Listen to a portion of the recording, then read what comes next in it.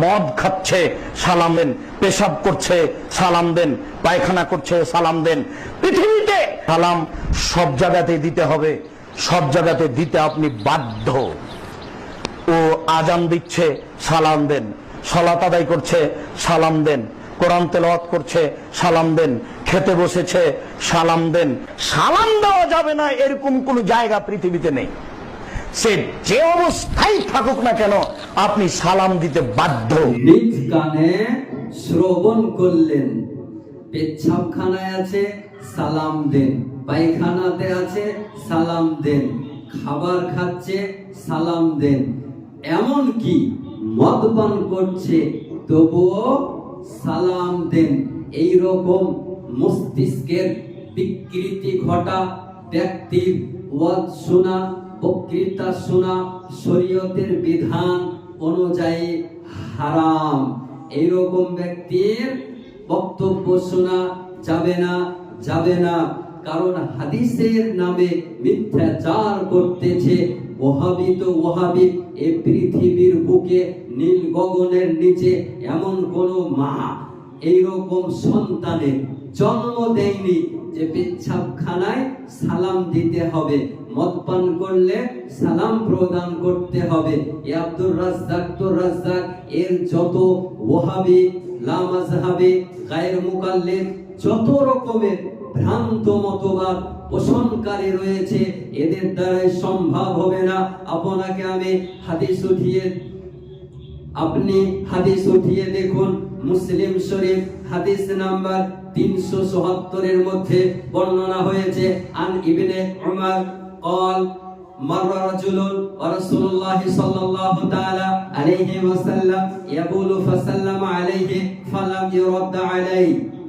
অর্থাৎ এক ব্যক্তি নবী পাক সাল্লাল্লাহু তাআলা আলাইহি ওয়াসাল্লামের পাশ দিয়ে গেলেন, তখন নবী পাক সাল্লাল্লাহু তাআলা আলাইহি ওয়াসাল্লাম পেশাব করছিলেন।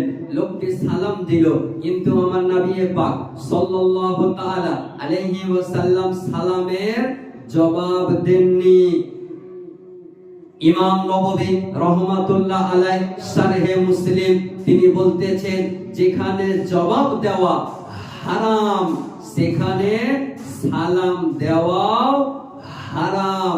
পেচ্ছাবখানায়, পায়খানায় সালাম দেওয়া যাবে না। এ শাইখ আব্দুর রাজ্জাক বিন ইউসুফ যতগুলো নাম বলেছে সবগুলো কোন জায়গায় হারাম, কোন জায়গায় মাকরু রয়েছে। আপনি আরেকটি হাদিস উঠিয়ে দেখুন, হাদিসটি বুখারী শরীফ হাদিস নাম্বার 934 এবং মুসলিম শরীফ হাদিস নাম্বার 851 এর মধ্যে উল্লেখ রয়েছে, ইজা কুলতা লিসাহিবিকা আনসিদ ইয়াউমাল জুমআ ওয়াল ইমাম ইয়াখতুবু ফাকাদ লাগাওতা।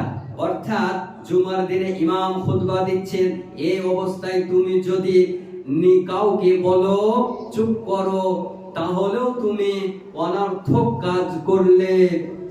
যেখানে কথা বলা নিষেধ রয়েছে, কথা বলা বারণ রয়েছে, সেখানে সালাম দেওয়া তো আরো নিষিদ্ধ। তাহলে মুসলমান বোঝা গেল যে এই মস্তিষ্কের বিকৃতি ঘটা বলতেছে নামাজ পড়ছে তবুও সালাম দাও। আপনি উঠিয়ে দেখুন হাদিসটি মুসলিম শরীফ হাদিস নাম্বার 538 এর মধ্যে উল্লেখ রয়েছে, ইন্না ফিস সালাতে লাশুগলান।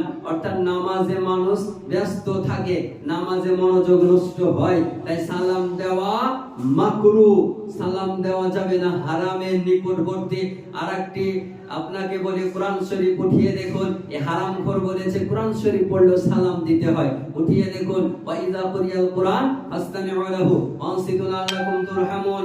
সূরা আরাফ আয়াত নাম্বার 204 এর মধ্যে উল্লেখ রয়েছে, কোরআন পাঠকারী ব্যক্তিকে সালাম দেওয়া মাকরু। আল আজকার কিতাবের মধ্যে উল্লেখ রয়েছে। এই হারামখোর বলতেছে, মস্তিষ্কের বিকৃতি ঘটা ব্যক্তি বলতেছে যে খাবার খাচ্ছে সালাম দাও, সালাম খাবারের সময় দেওয়া মাকরু। উঠিয়ে দেখুন কিতাবটির নাম, কারণ ওয়ালা রব্বুল আলামিন বলেন, ওয়ালা তাআওয়ানু আলাল ইসমি ওয়াল উদওয়ান। সূরা মাইদার মধ্যে লিখছেন গুনাহে লিপ্ত অবস্থায় সম্মান দেখানো গুনাহে উৎসাহ হতে পারে। এই হারামখোর বলছে মদ পান করলে সালাম প্রদান করো। লা হাওলা ওয়ালা কুওয়াতা ইল্লা বিল্লাহিল আলিয়্যিল আযীম। এই রকম অনভিজ্ঞ মূর্খ জাহেলুল মুরাক্কাব জ্ঞান পাপী হাদিস কোরআন লেখাপড়া না করে আজকে ভুল ফতোয়া দিতেছে, কোরআনের বিরুদ্ধে কথা বলতেছে, হাদিসের নামে মিথ্যাচার করতেছে। এইরকম শায়েখের বক্তব্য শোনা শরীয়তের বিধানে হারাম হারাম হারাম। কোন রকমের এইরকম বক্তৃতার বক্তব্য শুনবেন না, কারণ আপনার ঈমান নষ্ট হয়ে যাবে।